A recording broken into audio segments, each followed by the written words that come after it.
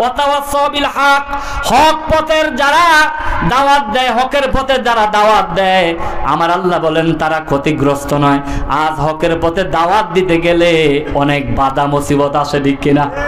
হকের পথে, কোরআনের পথে, ইসলামের পথে, আমার রাসূলের পথে দাওয়াত দিতে গেলে আজ বাড়ি ছাড়তে হয়, গাড়ি ছাড়তে হয়, ওই দেশ পর্যন্ত ছাড়া লাগে, ঠিক কিনা? হকের দাওয়াত দিয়েছিলেন মিজানুর রহমান আহজারী, কুমিল্লার আমার সন্তান, খুব ভালো কথা বলতেন। হকের কথা বলার কারণে আজ বাংলার জমিন ছাড়তে হয়েছে, ঠিক কিনা? অন্য মানুষের কথা নাই বললাম। এভাবে যারা হকের দাওয়াত দেয় তাদের বাধা আসে কিনা? হকের পথে দাওয়াত দিতে বলেছে, কিন্তু আমাদের সমাজের মধ্যে হকের কাজ না হইয়া বেহকের কাজ হয় কিনা? বলে হুজুর বেহকের কাজ কেমনে? এটা একটা উদাহরণ দেন। ছোট্ট উদাহরণ দিচ্ছি। বেহকের কাজ হলো, ধরেন আগামী দিন নির্বাচন, আগামী দিন হলো 31 তারিখ, 30 তারিখ 12টার আগে নির্বাচন শেষ হয়ে যায়। যারা 31-এর কাজ 30 তারিখ 12টার আগে শেষ করে দেয় তারা ক্ষতিগ্রস্তের মধ্যে নিমজ্জিত। তারা হলো ইন্নাল ইনসানা লাফি খোস, ঠিক কিনা? ঠিক কিনা? আসসালামু আলাইকুম। 50টি আয়াত আছে, 540টি রুকু আছে, 14টি সিজদা আছে। এরই মধ্যে আমি কথা বলবো আপনাদের সামনে 103 নাম্বার সিরিয়ালের সূরা থেকে। কত নম্বর? আপনারা কি আমার সাথে রাগ করছেন? গুরুত্বপূর্ণ একটি সূরা। আমি এই এলাকায় ঢাকার ভিতরে এই সূরাটি আলোচনা কখনো করি নাই, বিদায় আমি এই সূরাটি আজকে আপনাদের সামনে সংক্ষিপ্তভাবে কথা বলার জন্য আমি বেছে নিয়েছি। আমি কথা বলবো 103 নাম্বার সিরিয়ালের সূরা। কত নম্বর? আমার বিষয় এবং শেষ পর্যন্ত মনে রাখতে হবে। এই সূরাটির নাম হলো সূরাতুল আল আসর। সূরাটির নাম কি? সূরাতুল আল। সূরাটি হচ্ছে হিজরতের আগের সূরা, মাক্কি সূরা। হিজরতের আগের সূরাকে মাক্কি সূরা বলা হয়, হিজরতের পরের সূরাকে মাদানী সূরা বলা হয়। আমি কথা বলবো যে সূরা থেকে, সেই সূরাটি হচ্ছে 103 নাম্বার সিরিয়ালের সূরা। সূরাটি মাক্কি সূরা, 103 নাম্বার সিরিয়ালের সূরা। সূরাটি মাক্কি সূরা, আয়াত হলো 3টি। ওইটার মধ্যে সূরা হলো 103 নাম্বার, আর এটার মধ্যে হলো আয়াত হলো 3টি আয়াত সম্বলিত একটি সূরা। আর 3টি আয়াতের মধ্যে হরফ আছে 7 হরফ আছে, আপনার 71টি হরফ আছে। তাহলে আমি আবার যাই, আপনাদের মনে আছে কিনা? আমি কথা বলবো কত নম্বর সিরিয়ালের সূরা থেকে? 103। সূরাটি হচ্ছে মাক্কি না মাদানী? সূরাটির নাম সূরাতুল আল আসর। সূরাতুল আল আসর। সূরাটিতে হরফ আছে 71টি। সূরাটিতে হরফ আছে কতটি? সূরাটিতে আয়াত আছে 3টি। কতটি আয়াত আছে? ছোট্ট একটি সূরা। ইমাম সাহেবরা বেশিরভাগ মাগরিবের সালাতের মধ্যে পড়ে থাকেন। এটার এত গুরুত্ব, এত মর্তবা। আমি সাতকানিয়া থেকে 3.5 ঘন্টা কথা বলেছিলাম। রাতের 1টার পরে এসে একজন হিন্দু আমার কাছে এসে মুসলমান হয়েছে। কুমিল্লাতে একজন মুসলমান হয়েছে। আমার এই 24 বছর জীবনে 2জন মুসলমান আমার হাতে কলমা পড়ে মুসলমান হয়েছে, আলহামদুলিল্লাহ। তাহলে এই সূরাটার গুরুত্ব আছে কিনা? শুধু তাই নয়, ইমাম শাফি রাহিমাহুল্লাহু তাআলা তিনি বলেছেন, আল্লাহ সুবহানাহু তাআলা কালামে হাকিমের সূরাতুল আল আসর অবতীর্ণ নাজিল করার পরে অন্য কোন সূরা যদি নাজিল না করতেন, তাহলে একটা মানুষকে হেদায়েতের জন্য, জান্নাতে যাওয়ার জন্য, মানুষ হিসেবে চেনার জন্য, আল্লাহকে চেনার জন্য, রাসূল চেনার জন্য সূরাতুল আল আসর যথেষ্ট ছিল বলে। আল্লাহু আকবার। তাহলে সূরাটার আয়াত আছে কয়টা? আমি আরো স্মরণ করে দিচ্ছি আপনাদের জ্ঞাতার্থে। কালামে হাকিমের 114টা সূরার মধ্যে 3টা সূরার মধ্যে 3টা করে আয়াত আছে। 3টা সূরার মধ্যে 114টা সূরা, 3টা সূরার মধ্যে 3টা করে আয়াত আছে। এর মধ্যে একটা হলো সূরাতুল আল আসর, আরেকটা হলো সূরাতুন নসর, আরেকটা হলো সূরাতুল কাউসার। বলে আল্লাহু আকবার। এই সূরাগুলো তো আপনাদের মুখস্থের সূরা। ইন্না আতাইনা কাল কাউসার পারেন না আপনারা? পারেন? পড়েন। أعوذ بالله من الشيطان الرجيم بسم الله الرحمن الرحيم إنا أعطيناك الكوثر فصل لربك وانحر إن شانئك هو الأبتر। আরেকটি সূরা হলো সূরাতুল আল আসর। আমার সাথে বলুন, 710টা নেক হয়ে যাবে। 71টা হরফ আছে। বিসমিল্লাহির রহমানির রহিম ওয়াল আসর ইন্নাল ইনসানা লাফি খুসর ইল্লাল্লাযীনা আমানু ওয়া আমিলুস সালিহাতি ওয়া তাওয়াসাউ বিল হাক্কি ওয়া তাওয়াসাউ বিস সবর। আরেকটা সূরা হলো সূরাতুন নসর। সূরাতুন নসর পারেন না?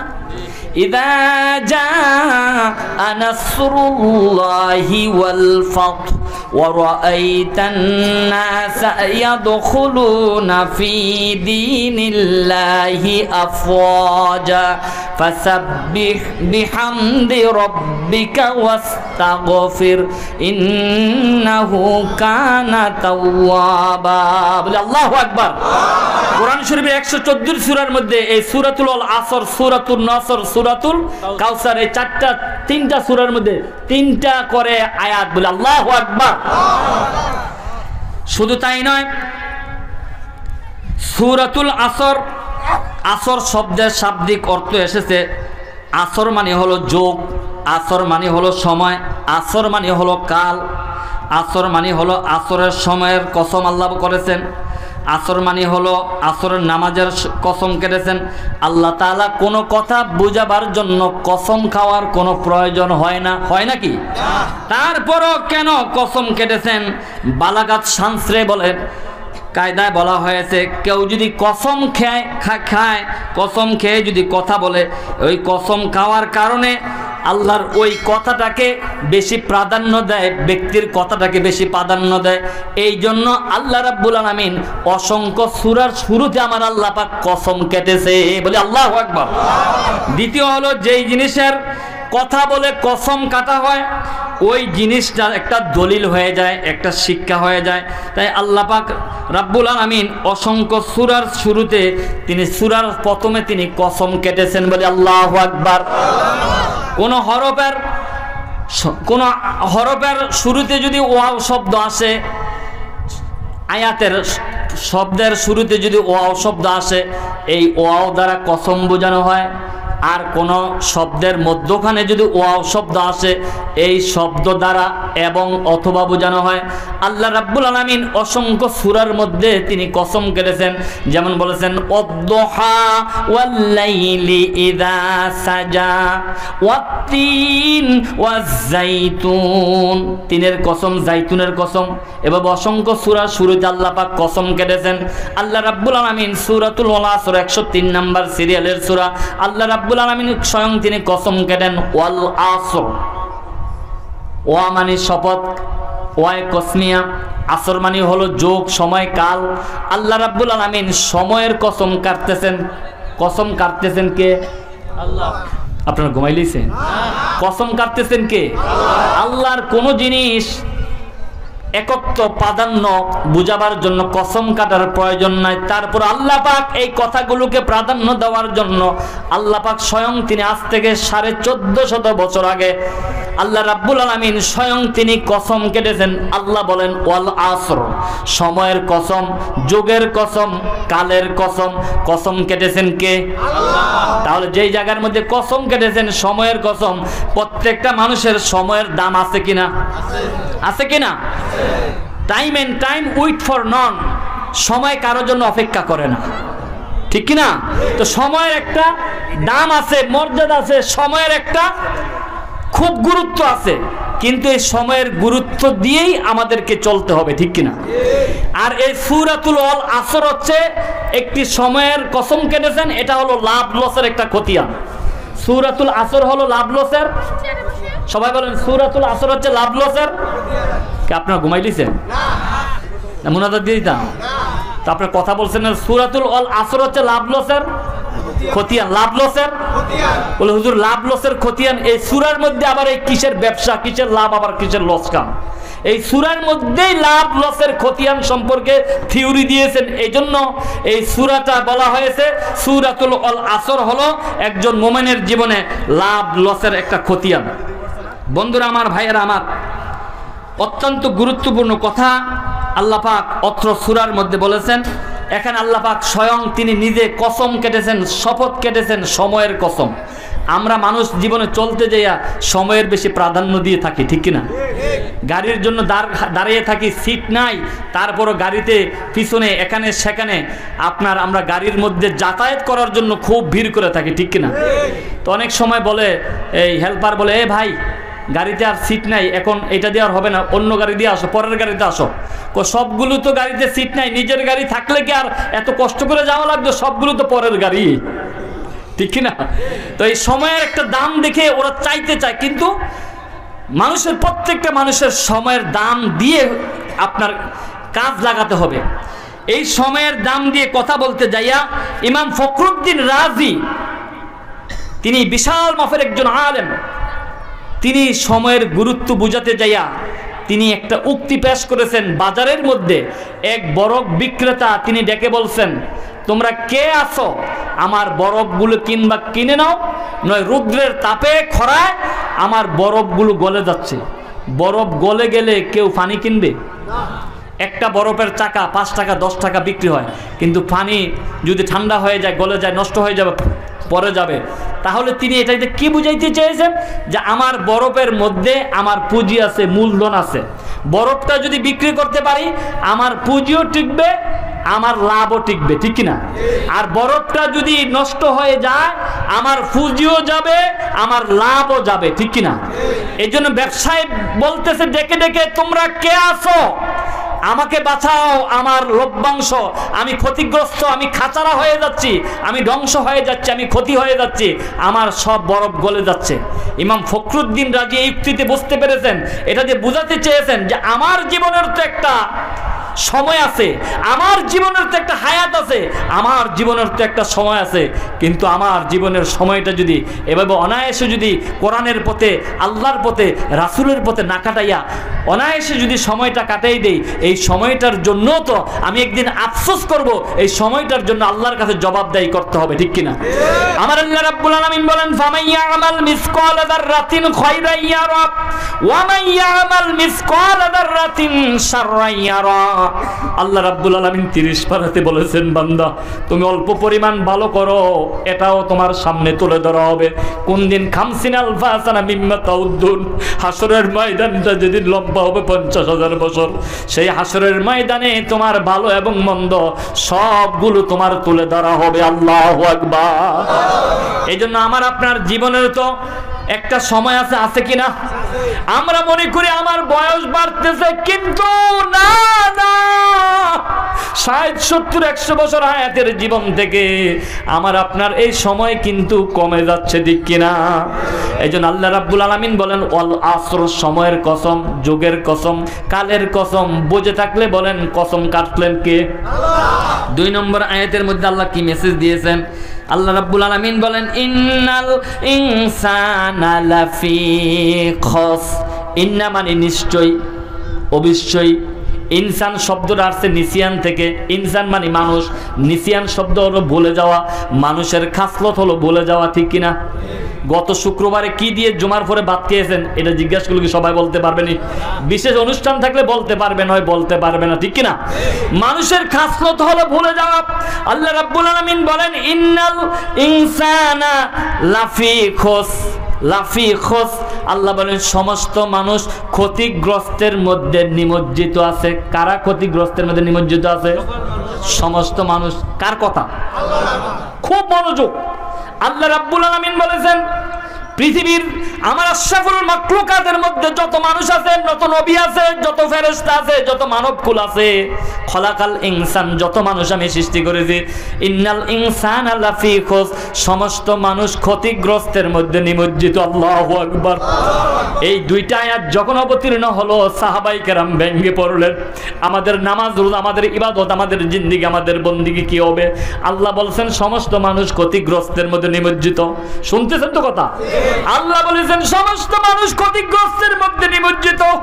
আমাদের ইবাদত বন্দেগি কি হবে? সবাই যখন বিব্র হয়ে গেলেন, ভেঙে গেলেন, তাদের মনের মধ্যে যখন মণিকৌটায় দুঃখ লেগে গেল, আয় হায় আমাদের ইবাদত দিয়ে জান্নাত যাইতে পারবো না, আমাদের আমল দিয়ে জান্নাত যাইতে পারবো না, আমাদের দান দিয়ে আমরা জান্নাত যাইতে পারবো না। আল্লাহ বলেছেন ইন্নাল ইনসানা লাফি খুসর, নিশ্চয়ই সমস্ত মানুষ ক্ষতিগ্রস্তের মধ্যে নিমজ্জিত। আল্লাহর কথা সত্য না মিথ্যা? আল্লাহ মেসেজ দিয়েছেন, সবাই বিভোর হয়ে গেলেন। অমনি সময় আল্লাহ রাব্বুল আলামিন সান্ত্বনার বাণী দিয়ে ৩য় নম্বর আয়াতের মধ্যে 4টি শিক্ষা দিলেন। ৩য় নম্বর আয়াতের মধ্যে কয়টি শিক্ষা? 4টি শিক্ষা দিয়ে আল্লাহ রাব্বুল আলামিন সূরাতুল আসরের মধ্যে সান্ত্বনার বাণী দিলেন। আল্লাহ রাব্বুল আলামিন বলেন ইল্লাল্লাযীনা আমানু ওয়া আমিলুস সলিহাতি ওয়া তাওয়াসাউ বিল হাক্কি ওয়া তাওয়াসাউ বিস সবর। আল্লাহু আকবার ভুলে গেছেন? আল্লাহু আকবার দিতে শুরু করেছিলাম, বলেন আল্লাহু আকবার। আবারও 80টি নেক পেলেন, বলি আল্লাহু আকবার। কি সান্ত্বনার বাণী দিলেন 3 নম্বর আয়াতের মধ্যে। আল্লাহ রাব্বুল আলামিন বলেছেন ইল্লাল্লাযীনা আমানু, ইল্লা মানে ব্যতীত, সারা, আল্লাযী যারা আমানু ঈমান এনেছে। আল্লাহ বলেন যারা ঈমান এনেছে তারা ক্ষতিগ্রস্ত নয়। কোন আল্লাহু আকবার। যারা ঈমান, আমরা ঈমান আনছি না? যারা পড়েছে লা ইলাহা ইল্লাল্লাহু মুহাম্মাদুর রাসূলুল্লাহ, এই কালিমার মুসলমান যারা ঈমান আনার পরে আল্লাহর উপর আস্থা রাখে, বিশ্বাস রাখে, তারা ক্ষতিগ্রস্তের মধ্যে নয়। আল্লাহু আকবার। তাহলে 1 নম্বর পাইলাম, যারা ঈমান এনেছে তারা ক্ষতিগ্রস্ত, তারা ক্ষতিগ্রস্ত। তারপর আল্লাহ রাব্বুল আলামিন বলেছেন ওয়ামিলুস সলিহা, ওয়ামিলুস সলিহা, ওয়ামিলুস সলিহা, জমিনের মধ্যে যারা নেক কাজ করে, আমরু বিল মারুফ ওয়ান নাহি আনিল মুনকার, ভালো কাজের আদেশ করে, মন্দ কাজের নিষেধ করে, মানুষকে নামাজের পথে ডাকে, মানুষকে মসজিদের পথে ডাকে, মানুষকে রোজা রাখার জন্য ডাকে, মানুষকে মাহফিলে ডাকে, যারা ওয়ামিলুস সলিহা, সমাজের মধ্যে যারা নেক কাজ করে তারা ক্ষতিগ্রস্ত নয়। কয়টা পাইলাম? 1 নম্বরে যারা ঈমান আনছে, 2 নম্বরে যারা ভালো কাজ করে, 2 নম্বরে যারা, 3 নম্বরে হলো তাওয়াসসাউ বিল হক, ওয়াতাওয়াসসাউ বিল হক, ওয়াতাওয়াসসাউ বিল হক, মানুষকে যারা হকের উপদেশ দেয়, ভালো কাজের আদেশ করে, মন্দ কাজের নিষেধ করে, আমরু বিল মারুফ ওয়ান নাহি আনিল মুনকার, যারা 3 নম্বরে হলো যারা মানুষকে ভালো কাজের উপদেশ দেয় তারা ক্ষতিগ্রস্ত নয়। কয়টা পাইলাম? 4 নম্বরে হলো তাওয়াসসাউ বিস সবর, বিপদ আপদে ধৈর্য ধারার জন্য যারা মানুষকে বলে, উপদেশ দেয়, বিপদ আপদে ধৈর্য ধারণ করো, বিপদে ভেঙে পড়ো না, বিপদে যারা ধৈর্য ধারণ করে তারা ক্ষতিগ্রস্ত নয়। বলে আল্লাহু আকবার। কয়টা পাইলাম? 4টা। মনে রাখতে পারবেন তো ওয়াজ? তাহলে এই সূরাতুল আসর থেকে 3 নম্বর আয়াতের শিক্ষা পাইলাম আমরা, 4 শ্রেণীর মানুষ ক্ষতিগ্রস্ত নয়। কয় শ্রেণীর? সবাই কোন কয় শ্রেণীর? তাহলে দেখেন এটির মধ্যে আমরা আছি কিনা। আল্লাহ রাব্বুল আলামিন বলেন ইল্লাল্লাযীনা আমানু, যারা ঈমান আনছে তারা ক্ষতিগ্রস্ত নয়। ঈমান আনতে হবে আমানতু বিল্লাহি ওয়া মালাইকাতিহি ওয়া কুতুবিহি ওয়া রুসুলিহি ওয়াল ইয়াউমিল আখিরি ওয়াল কদরিহি খায়রিহি ওয়াশ শাররিহি মিনাল্লাহি তাআলা ওয়াল বাস বাদাল মাউত। এই 7টা জিনিসের প্রতি ঈমান আনতে হবে। বলে আল্লাহু আকবার। এর মধ্যে সর্বপ্রথম হলো আমানতু বিল্লাহ, আল্লাহর প্রতি ঈমান। কার প্রতি? আল্লাহর প্রতি ঈমান আনতে হবে। আর 1 শ্রেণীর মানুষ বলছে there is no god, godless association, আল্লাহ বলতে কিছুই নাই, দুনিয়া এমনি এমনি হয়ে গেছে। কন্যা নাউজুবিল্লাহ। যারা বলে আল্লাহ বলতে কিছু নাই, আমরাও তাদের সাথে নাই, ঠিক কিনা? যারা আমার আল্লাহকে মানে আমরা তাদেরকে মানি, ঠিক কিনা? আল্লাহ বলেছেন ইল্লাল্লাযীনা আমানু, যারা ঈমান আনছে তারা ক্ষতিগ্রস্ত নয়। ওয়া আমিলুস সলিহা, যারা নেক কাজ করে তারা ক্ষতিগ্রস্ত নয়। নেক কাজ করতে গেলে সমাজের মধ্যে বাধা আছে না নাই? আছে না নাই? মাহফিল করতে রইলে কয় মাহফিল করন যাইতো না, করু না, এই সেই কত কিছু, কতখানো যাইতে হয়, 2 মাস ঘুরতে হয়, 1 দিন মাহফিল করা লাগে, ঠিক কিনা?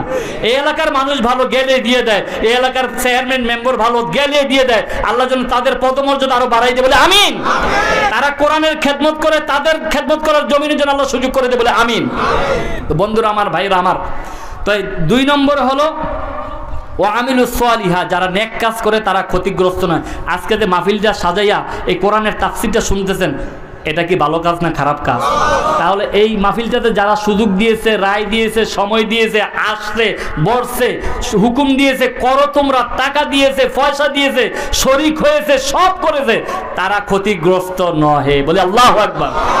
3 নম্বরে হলো তাওয়াসসাউ বিল হক, ওয়াতাওয়াসসাউ বিল হক, হক পথের যারা দাওয়াত দেয়, হকের পথে যারা দাওয়াত দেয়, আমার আল্লাহ বলেন তারা ক্ষতিগ্রস্ত নয়। আজ হকের পথে দাওয়াত দিতে গেলে অনেক বাধা মুসিবত আসে, ঠিক কিনা? হকের পথে, কোরআনের পথে, ইসলামের পথে, আমার রাসূলের পথে দাওয়াত দিতে গেলে আজ বাড়ি ছাড়তে হয়, গাড়ি ছাড়তে হয়, ওই দেশ পর্যন্ত ছাড়া লাগে, ঠিক কিনা? হকের দাওয়াত দিয়েছিলেন মিজানুর রহমান আহজারি, কুমিল্লার আমার সন্তান, খুব ভালো কথা বলতেন। হকের কথা বলার কারণে আজ বাংলার জমিন ছাড়তে হয়েছে, ঠিক কিনা? অন্য মানুষের কথা নাই বললাম। এভাবে যারা হকের দাওয়াত দেয় তাদের বাধা আসে কিনা? হকের পথে দাওয়াত দিতে বলেছে, কিন্তু আমাদের সমাজের মধ্যে হকের কাজ না হইয়া বেহকের কাজ হয় কিনা? বলে হুজুর বেহকের কাজ কেমনে? এটা একটা উদাহরণ দেন। ছোট্ট উদাহরণ দিচ্ছি। বেহকের কাজ হলো, ধরেন আগামী দিন নির্বাচন, আগামী দিন হলো 31 তারিখ, 30 তারিখ 12টার আগে নির্বাচন শেষ হয়ে যায়। যারা 31-এর কাজ 30 তারিখ 12টার আগে শেষ করে দেয়, তারা ক্ষতিগ্রস্তের মধ্যে নিমজ্জিত। তারা হলো ইন্নাল ইনসান লাফি খোঁজ, ঠিক কিনা? ঠিক কিনা? আপনার এলাকা হয় না, আমার কুমিল্লা হয়েছিল 31 তারিখের নির্বাচন, 30 তারিখ হয়েছিল, এই পরের দিনে আমি 7-8 মেরে দিয়েছি সূরা আল আসর দিয়া। এটা আল্লাহ মেসেজ দিয়ে দিয়েছেন। তাহলে 4 শ্রেণীর মানুষ ক্ষতিগ্রস্ত না, কয় শ্রেণীর? 1 নম্বরে যারা ঈমান আনছে, ইল্লাল্লাযিনা আমানু, যারা ঈমান আনছে তারা ক্ষতিগ্রস্ত। ঈমান আনার অর্থ এই না যে আমার নাম আব্দুর রহিম, আব্দুল করিম, আমি ঈমান আনছি, আমি ঈমান আনার পরে বসে রইলাম, এটা ঈমান নাকি? ঈমান আনলে আপনার অনেক সমস্যা হবে, জেল হবে, জরিমানা হবে। তারপরেও একমাত্র ইনিল হুকমু ইল্লা লিল্লাহ, আলা লাহুল খালকু ওয়াল আমরু, সৃষ্টি যার, আইন চলবে তার, সেই মাবুদের উপরে নিজেকে যখন সফর্দ করবেন, ইন্নাস সালাতি ওয়া নুসুকি ওয়া মাহইয়ায়া ওয়া মামাতি লিল্লাহি রাব্বিল আলামিন, যখন আপনি সফর্দ করবেন, আল্লাহ বলেন ওয়া কানা হাক্কান আলাইনা নাসরুল মুমিনিন, আমি আল্লাহ তোমাকে সাহায্য করব। আল্লাহু আকবার। এটার নাম হলো ঈমান। বিপদ আসবে, মুসিবত আসবে, কিন্তু ভেঙ্গে পড়া যাবে না, অবিচল হওয়া যাবে না। আল্লাহ রাব্বুল আলামিন সূরাতুল বাকারার মধ্যে 153 নম্বর আয়াতের মধ্যে বলেছেন, ওয়াস্তাঈনু বিস-সাবরি ওয়াস-সালাহ, হে ঈমানদাররা তোমরা নামাজের মাধ্যমে এসে আমি আল্লাহর কাছে ধৈর্য প্রার্থনা করো, বলে আল্লাহু আকবার। তাহলে আমরা এই 2 নম্বর আয়াতে পাইলাম, 3 নম্বর আয়াতে পাইলাম 4 শ্রেণীর মানুষ ক্ষতিগ্রস্ত নয়। কয় শ্রেণীর? সবাই কর না বাবা, কয় শ্রেণীর? 4 শ্রেণীর মানুষ ক্ষতিগ্রস্ত। কোন সূরাতে পাইছি আমরা? কত নম্বর সিরিয়ালের সূরা? 103 নম্বর সিরিয়ালের সূরা। এবার আপনাদের জন্য আমি বের করে নিয়ে আসছি কারা ক্ষতিগ্রস্ত নিমজ্জিত। 4 শ্রেণীর মানুষ তো ক্ষতিগ্রস্ত নিমজ্জিত নয়, কারণ কারা ক্ষতিগ্রস্ত নিমজ্জিত 25টা নিয়ে আসছি, যতক্ষণ বলতে পারি আর কি বলবো। প্রথম হলো যে কারা ক্ষতিগ্রস্তের মধ্যে নিমজ্জিত। আল্লাহ রাব্বুল আলামিন কোরআন শরীফের মধ্যে মেসেজ দিয়েছেন, তারা ক্ষতিগ্রস্তের মধ্যে নিমজ্জিত যারা আল্লাহ রাব্বুল আলামিনের সাথে যারা শরীক করে, যারা শিরিক যারা করে, আল্লাহর সাথে সাব্যস্ত করে, শিরিক যারা করে, তারা ক্ষতিগ্রস্তের মধ্যে নিমজ্জিত। আমার আল্লাহর কথা, কার কথা? আল্লাহ রাব্বুল আলামিন বলেন, লা তুশরিক বিল্লাহ, আমি আল্লাহর সাথে কাউকে শরীক করিও না, ইন্নাশ শিরকা লা যুলমুন আযীম, নিশ্চয়ই শিরিক গুনাহ হলো সবচেয়ে অপরাধজনক গুনাহ। যারা আল্লাহর সাথে শরীক করে, 1 নম্বরে তারা ক্ষতিগ্রস্তে নিমজ্জিত। একটা করে শুনেন। 2 নম্বরে পিতামাতার অবাধ্য যারা। সূরা বনী ইসরাঈলের 23 নম্বর আয়াতের মধ্যে আল্লাহ মেসেজ দিয়েছেন 15 পারা, ওয়াকাদা রাব্বুকা আল্লা তা'বুদু ইল্লা ইয়্যাহু ওয়া বিল ওয়ালিদাইনি ইহসানা। আল্লাহু আকবার। আল্লাহ রাব্বুল আলামিন বলে দিয়েছেন, আমি আল্লাহর গোলামি ছাড়া, আমি আল্লাহর সিদ্ধান্ত ছাড়া, আমি আল্লাহর আইন হুকুম ছাড়া কারো গোলামি করা যাবে না। আর জমিনের মধ্যে আমি আল্লাহর গোলামির পরে যার সাথে সৌজন্যমূলক আচরণ করবা, উত্তম ব্যবহার করবা, তিনি হলেন তোমার পিতা এবং মাতা। আল্লাহু আকবার। 2 নম্বরে যারা পিতা মাতার অবাধ্য তারা ক্ষতিগ্রস্তে নিমজ্জিত। 3 নম্বরে যারা আল্লাহর গোলামি যারা করে না, মাজার দিয়ে সিজদা দেয়, তুলসী গাছের কাছে সিজদা দেয়, এরকম আছে কিনা সিজদা দেয় না? যারা আল্লাহর গোলামি করে না, আল্লাহ রাব্বুল আলামিন মেসেজ দিয়েছেন, ইয়া আইয়ুহান নাসু উবুদু রাব্বাকুমুল্লাযী খলাকাকুম। আল্লাহ রাব্বুল আলামিন বলেন, ইয়া আইয়ুহান নাস, হে মানব, উবুদু রাব্বাকুম, তোমার রবের ইবাদত করো। আল্লাযী খলাকাকুম, যিনি তোমাকে সৃষ্টি করেছে, সেই রবের গোলামি তুমি করো। আজ দেখা যায় অনেকে রবের গোলামি করে না। যারা আল্লাহর গোলামি করে না, 3 নম্বরে তারা ক্ষতিগ্রস্তে নিমজ্জিত, ঠিক কিনা? 4 নম্বরে কারা ক্ষতিগ্রস্তে নিমজ্জিত? একজনের দোষ অপরজনের উপরে চাপাইয়া দেয়, ক্ষমতার কারণে, টাকার কারণে, ঠিক কিনা? একজনের দোষ করছে, সাক্ষ্য আছে, তারপরে ওই দোষটা কয় না, দলের সমস্যা হবে, অন্য উপরে চাপাইয়া দেয়। আল্লাহ রাব্বুল আলামিন এই ব্যাপারে বলেছেন সূরাতুল ফাতিরের 22 নম্বর পারার 18 নম্বর আয়াতে আল্লাহ রাব্বুল আলামিন বলেন, ওয়ালা তাজাসসু ওয়ালা তাজাসসু ওয়ালা তাজাসসু, তোমরা গোয়েন্দাগিরি করিও না। ওয়াজিরু বিজরা উখরা, একজনের দোষ অপরজনের উপরে চাপাইয়া দিও না। আমার বাংলার জমিনে একজনের দোষ নামের কারণে অপরজনের উপরে চাপাইয়া দেয়, ঠিক কিনা? তাহলে তারা যারা 4 নম্বরে যারা একজনের দোষ অপরজনের উপর চাপাইয়া দেয়, তারা ক্ষতিগ্রস্তের মধ্যে নিমজ্জিত। 5 নম্বরে যারা মিথ্যা কথা বলে, মিথ্যা সাক্ষী দেয়, তারা ক্ষতিগ্রস্তের মধ্যে নিমজ্জিত। 5 নম্বর হলো যারা মিথ্যা কথা বলে, মিথ্যা নোবডি লাইকস এ লাওয়ার, মিথ্যাবাদীকে কেউ পছন্দ করে না। Total lie they get sin, মিথ্যা বলা হলো মহাপাপ। যারা মিথ্যা কথা বলে, মিথ্যা সাক্ষী দেয়, আল্লাহর জমিনে তার চাইতে নিকৃষ্ট সৃষ্টি যে আর নাই, ঠিক কিনা? আমাদের বাংলাদেশে মিথ্যা সাক্ষী আছে কিনা? মিথ্যা মামলা আছে কিনা? মিথ্যা রায় আছে কিনা? তাহলে এই আল্লাহ বলেছেন যে মিথ্যা কথা যারা বলবে, মিথ্যা সাক্ষী যারা দিবে, তারা হলো ক্ষতিগ্রস্তের মধ্যে নিমজ্জিত। 6 নম্বরে মানুষ মরণশীল, যারা এটাকে বিশ্বাস করে না। Man is mortal, man is not immortal, মানুষ মরণশীল, কিন্তু এটা বিশ্বাস যারা করে না, বিশ্বাসঘাতকতা করে যে মরব না, আমার সময় হলে আমি মরব, ক্ষমতার বাহার দেখায় যে আমার টাকার অভাব নাই, ক্ষমতার অভাব নাই। যারা 6 নম্বরে বলা হয়েছে মানুষ যে মরণশীল, মরতে হবে, কুল্লু নাফসিন যায়িকাতুল মাউত, আল্লাহ মেসেজ দিয়েছেন সকল সৃষ্টিজীব মৃত্যুর স্বাদ গ্রহণ করবে। কিন্তু যারা বলেন মৃত্যু আমাদের ধরতে পারবে না, 6 নম্বরে তারা ক্ষতিগ্রস্তের মধ্যে নিমজ্জিত, বলে আল্লাহু আকবার। 7 নম্বরে হলো আমার নবী, আপনার নবী, মহানবী, শেষ নবী, ইংরেজ কবি বলেন লাস্ট প্রফেট হযরত মুহাম্মদ মুস্তাফা সাল্লাল্লাহু আলাইহি ওয়াসাল্লাম। আমার নবী হলেন শেষ নবী। আমার নবী বলেন, আনা খাতামুন নাবিয়্যিন লা নাবিয়্যা বাদি, আমি হলাম শেষ নবী, আমার পরে আর কোন নবী আসবে না। যারা আমার শেষ নবী মুহাম্মদুর রাসূলুল্লাহ সাল্লাল্লাহু আলাইহি ওয়াসাল্লামকে শেষ নবী মানে না, তারা হলো 7 নম্বরে ক্ষতিগ্রস্তের মধ্যে নিমজ্জিত, বলে আল্লাহু আকবার। 8 নম্বরে আল্লাহকে যারা অস্বীকার করে, there is no God, godless association, আল্লাহ বলতে কিছুই নাই, দুনিয়া এমনি এমনি হয়েছে। আমার আল্লাহকে যারা অস্বীকার করে 8 নম্বরে, তারা ক্ষতিগ্রস্তের মধ্যে নিমজ্জিত। 9 নম্বরে আল্লাহর সাথে যারা কুফরি করে, সূরাতুল বাকারার 28 নম্বর আয়াত, আল্লাহর সাথে যারা কুফরি করে, আল্লাহ রাব্বুল আলামিন বলেন, কাইফা তাকফুরুনা বিল্লাহি ওয়া কুনতুম আমওয়াতান ফাআহইয়াকুম সুম্মা ইউমীতুকুম সুম্মা ইউহয়ীকুম সুম্মা ইলাইহি তুরজাউন, বলি আল্লাহু আকবার।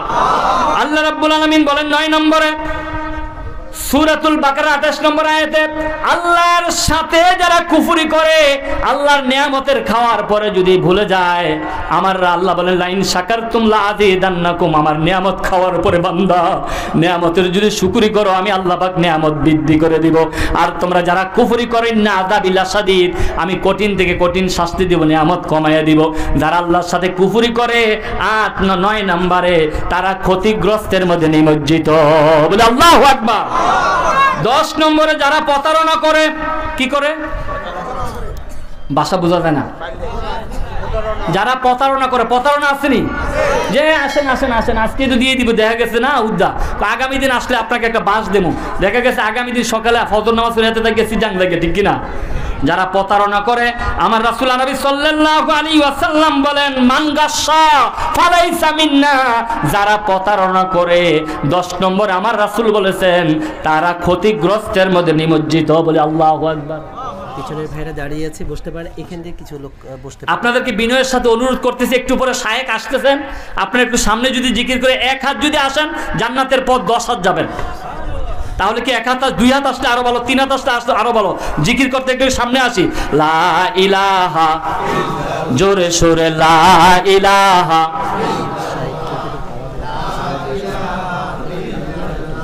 লা ইলাহা। সবাই সামনে আসেন তাড়াতাড়ি, শায়েক একটু পরে আসবে। লা ইলাহা, সবাই সামনে আসেন। লা ইলাহা, লা ইলাহা ইল্লাল্লাহু মুহাম্মাদুর রাসূলুল্লাহ সাল্লাল্লাহু আলাইহি ওয়াসাল্লাম।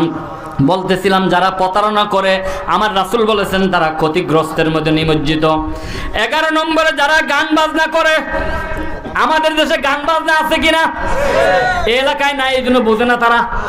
আছে আছে গান বাজনা যারা করে, আমার রাসূল বলেন আল গিনাউ রুকিয়াতুজ জিনা, গান বাজনা হলো জিনার মন্ত্র। গান বাজনা যারা করে তারা ক্ষতিগ্রস্তের মধ্যে নিমজ্জিত। কোন আল্লাহু আকবার। 12 নম্বরে ভালো কাজের আদেশ মন্দ কাজের নিষেধ যারা করে না, আমরু বিল মারুফ ওয়ান নাহি আনিল মুনকার, ভালো কাজের দ্বারা আদেশ করে না, মন্দ কাজের দ্বারা নিষেধ করে না, তারা ক্ষতিগ্রস্তের মধ্যে নিমজ্জিত। বলে আল্লাহু আকবার। 13 নম্বর হলো আল্লাহর ইবাদত যারা করে না। আমার আল্লাহ বলেন মা খালাকুতুল জিন্না ওয়াল ইনসা ইল্লা লিয়াবুদুন। আল্লাহ রাব্বুল আলামিন বলেন আমি মানব এবং জিন জাতিকে আমার গোলামি, আমার দাসত্ব করার জন্য আমি সৃষ্টি করেছি। যারা আল্লাহর ইবাদত করে না তারা ক্ষতিগ্রস্তের মধ্যে নিমজ্জিত। বলে আল্লাহু আকবার। 14 নম্বরে মানুষকে যারা ধোঁকা দেয়, ধোঁকা দেওয়ার মানুষ আসেনি, মানুষকে যারা ধোঁকা দেয় তারা ক্ষতিগ্রস্তের মধ্যে নিমজ্জিত। অমিনান নাসি মাইয়াকুলু আমান্না বিল্লাহ, যারা মানুষকে ধোঁকা দেয় তারা ক্ষতিগ্রস্তের মধ্যে নিমজ্জিত। 15 নম্বরে সত্যকে মিথ্যার সাথে যারা মিশ্রণ করে দেয়, সত্যকে মিথ্যার সাথে যারা মিশ্রণ করে, আল্লাহ রাব্বুল আলামিন সূরাতুল বাকারার 42 নম্বর আয়াতের মধ্যে বলেন ওয়ালা তালবিসুল হাক্কা বিল বাতিল, সত্যের সাথে মিথ্যাকে যারা সংমিশ্রণ করে তারা ক্ষতিগ্রস্তের মধ্যে নিমজ্জিত। সত্যকে জেনে শুনে যারা গোপন করে, সত্য জেনে শুনে জানে এটা সত্য তারপরে গোপন করে কিনা, সত্যকে যারা গোপন করে তারা ক্ষতিগ্রস্তের মধ্যে নিমজ্জিত। আল্লাহ বলেছেন এই আয়াতের পর ওয়ালা তালবিসুল হাক্কা বিল বাতিল ওয়া তাকতুমুল হাক্কা ওয়া আনতুম তাআলামুন, জেনে শুনে যারা সত্য গোপন করে তারা ক্ষতিগ্রস্তে নিমজ্জিত। বলে আল্লাহু আকবার। 17 নম্বরে কারো পিছনে লেগো না। আল্লাহ রাব্বুল আলামিন বলেছেন ওয়ালা তাজাসসু, তোমরা গোয়েন্দাগিরি করো না, কারে পিছনে লেগো না। কোন মানুষের পিছনে যদি কোনো মানুষ লেগে তারা ক্ষতিগ্রস্তের মধ্যে নিমজ্জিত। যারা মিথ্যা বলে তারা আল কিযবু ইসমু, মিথ্যা হলো পাপ, যারা মিথ্যা বলে তারা ক্ষতিগ্রস্তের মধ্যে নিমজ্জিত। মানুষকে যারা বাকরুদ্ধ করে তা ওয়াইলুল লিল মুতাফফিফিন, মানুষকে যারা ঠকায় তারা ক্ষতিগ্রস্তের মধ্যে নিমজ্জিত। 21 নম্বরে হলো জিনা যারা করে তারা ক্ষতিগ্রস্তের মধ্যে নিমজ্জিত। আমার আল্লাহ বলেন লা তাকরাবুজ জিনা, তোমরা জিনার কাছেও যাইও না, কিন্তু জিনা যারা করে তারা ক্ষতিগ্রস্তের মধ্যে নিমজ্জিত। 22 নম্বরে হলো মদ জুয়া প্রতিমা, যারা মদ যারা খায়, প্রতিমা যারা ঘরে রাখে, যারা গণকের কাছে 5 টাকা দিয়ে ভাগ্য গণায় তারা ক্ষতিগ্রস্তে নিমজ্জিত। বল আল্লাহু আকবার। মদ খানা কি ভালো কাজ না খারাপ কাজ? জুয়া খেলা কি ভালো কাজ না খারাপ কাজ? সূরা মায়েদা 5 নম্বর সিরিয়ালের সূরা মায়েদা 90 নম্বর আয়াতের মধ্যে আল্লাহ পাক মেসেজ দিয়েছেন। আল্লাহ রাব্বুল আলামিন বলেন ইয়া আইয়ুহাল্লাযীনা আমানু ইন্নামাল খামরু ওয়াল মাইসিরু ওয়াল আনসাবু ওয়াল আজলামু রিসসুম মিন আমালিশ শাইতান, হে ঈমানদাররা নিশ্চয় মদ জুয়া গণনা করা প্রতিমা সব শয়তানের কাজ। কার কাজ? যারা মদ খায় তারা ক্ষতিগ্রস্তের মধ্যে যারা মদ খায় তারা ক্ষতিগ্রস্তের মধ্যে, যারা মদ বেচে তারা ক্ষতিগ্রস্তের মধ্যে নিমজ্জিত, ঠিক কিনা? যারা মদের অর্ডার দেয়, মদের সাপোর্টার দেয়, তারাও ক্ষতিগ্রস্তের মধ্যে নিমজ্জিত, ঠিক কিনা? বন্ধুরা আমার ভাইয়ের আমার 23 নম্বরে এতিমকে যারা ধাক্কা দিয়ে ঘর থেকে বের করে দেয়, ফাআম্মাল ইয়াতিমা ফালা তাকহার, এতিমের হক যারা নষ্ট করে তারা ক্ষতিগ্রস্তে নিমজ্জিত। 25-24 নম্বরে যারা জোরপূর্বক অন্য ভাইয়ের হক জোরপূর্বক টাকা অথবা বাড়িঘর দখল করে নেয় তারা ক্ষতিগ্রস্তের মধ্যে নিমজ্জিত। তাহলে এই 25 শ্রেণীর লোক ক্ষতিগ্রস্ত নিমজ্জিত, এটা আমি নিজে কালকে নোট করেছি করার জন্য আপনাদের কাছে। তাহলে 4 শ্রেণীর লোক ক্ষতিগ্রস্ত নয়, ইল্লাল্লাযিনা আমানু, যারা ঈমান আনছে, ও আমিলুস সালিহ, যারা নেক কাজ করছে সর্ব অবস্থা নেক কাজ করে। যে আলম গ্রুপ এই মাদ্রাসার অনেক কাজ করে দিবে শুনে আমি খুশি হয়েছি। এই যে নেক কাজটা ভাই করলো তারা ক্ষতিগ্রস্ত নিমজ্জিত হবে না। আর কারা ক্ষতিগ্রস্ত নয়? ওয়াতাওয়াসাউ বিল হক, মানুষকে যারা হকের উপদেশ দেয়, ওয়াতাওয়াসাউ বিস সবর, যারা সবরের উপদেশ দেয়। এই 4 শ্রেণীর মানুষ ক্ষতিগ্রস্ত নয়, বাকি 25 শ্রেণীর মানুষ ক্ষতিগ্রস্ত। তা বুঝতে পেরেছেন? কথা কয় না, বুঝতে পারলেন নাই? তাহলে আমরা প্রথম আয়াতের দ্বারা আমরা সবাই ক্ষতিগ্রস্ত নিমজ্জিত, ঠিক কিনা? সবাই ক্ষতিগ্রস্ত নিমজ্জিত না? তাহলে এই ক্ষতিগ্রস্তের হাত থেকে যদি বাঁচতে চাই, এই মাদ্রাসা যারা পড়ে, যারা পড়ায়, তাদের সাথে আমাদের যদি মুআমালাত থাকে, ভালোবাসা থাকে, মুহাব্বত থাকে, তাহলে কাল হাসরের ময়দানে ক্ষতিগ্রস্তের হাত থেকে আমরা বেঁচে যাব, ঠিক কিনা?